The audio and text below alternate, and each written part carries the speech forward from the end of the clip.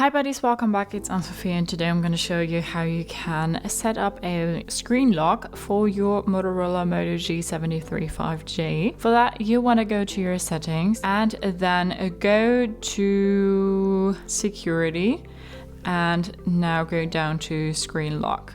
Right now it's set to swipe. We can also choose a pattern, a pin or password.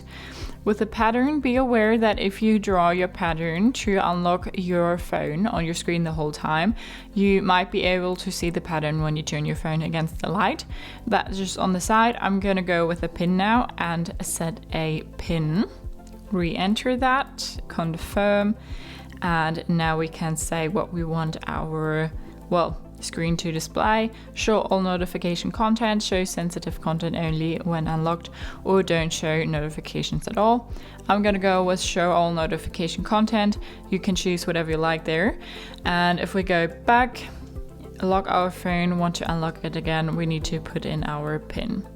1, 2, 3, 4, 4 times 0, stuff like that is not the safest option for a screen lock.